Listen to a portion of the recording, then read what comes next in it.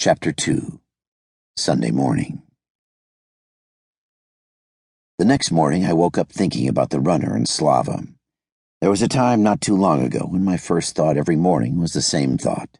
John Jr. Well, that's not accurate. Not completely.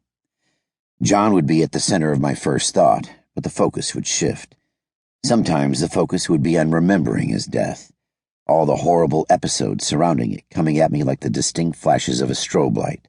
The call from Annie, telling Chrissy about her brother.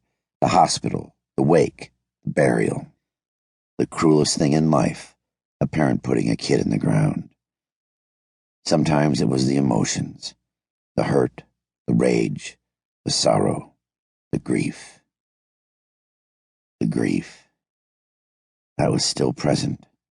Like the background traffic noise when you live close to the expressway. It had once been a blaring train horn blasting in my ears all day long until I'd wanted to surrender to it. But the warning horns were moot. The train had already run me down. There was no getting out of the way. Sometimes there were good memories, though. I can't pretend there weren't good memories, too. Memories of John Jr. playing basketball. He was always at peace playing b-ball. John at the kitchen table checking his sister's homework. John as a little boy falling asleep in my lap at Yankee Stadium. Annie reading with John before bedtime.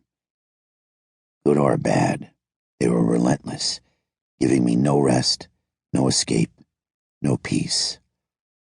It was only when I'd begun to resent my dead son, to hate him for dying and haunting my every waking moment, that I turned to someone for help.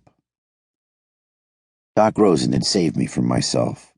He would denied it when we'd spoken about it, but just because he refused to take credit didn't make it any less true. It was Dr. Rosen who'd gotten me out into the world again, who had basically drawn footstep patterns on the floor of his office and shown me how to put one foot before the other. Right foot, then left. One step, then two steps, and before you know it, you're walking. And only the living walk, John. Only the living. And it was my appointment with Doc Rosen that I was headed to when I stopped down at the front desk to talk with Felix. Felix, who ran the front desk during the day shift, was my friend too, much in the same vein as Slava. Felix had come from the Philippines and had shared some of his story with me, but he also had his secrets, though seemingly less sinister ones than Slava. Felix was the kind of guy who would beat himself up with guilt for having once thought about stealing a piece of gum. He would have never taken the gum, not Felix, and there was something really cool about people like him. Honesty that wasn't self-serving or reflexive was in very short supply these days. Perhaps it always had been. "Gus, good morning to you." Felix extended his short arm to me. We always shook hands. I liked that about him. "What is going on today?" "Heading out for a little while. Hey, listen, the guy checked in last night around the same time as Mr. Logan. Both got off a Lauderdale flight." Felix's smile vanished as he tapped the keyboard on the desk in front of him.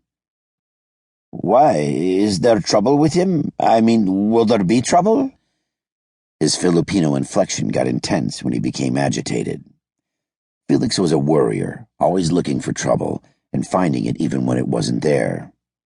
This time, maybe it was there.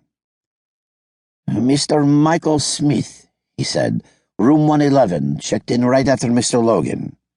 "Smith? An original." I laughed a little laugh. "I doubt there'll be any problems, but I want to make sure. Can you print out all those particulars for me?" "Certainly, Gus. Just give me a minute."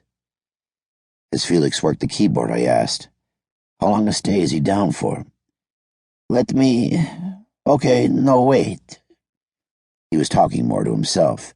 "Seems like it is an indefinite stay. At least that is what it says here." I heard the high-pitched whine as his printer came to life, the soft chatter of its machinery, and then it went quiet. "Here you go, Gus." I took the sheet from Felix, but didn't bother looking at it just yet. Instead, I folded the page once and then once again, sliding it into my back pocket. "Something from the coffee shop?" I asked. "No, thank you. I am fine." "Later, Felix."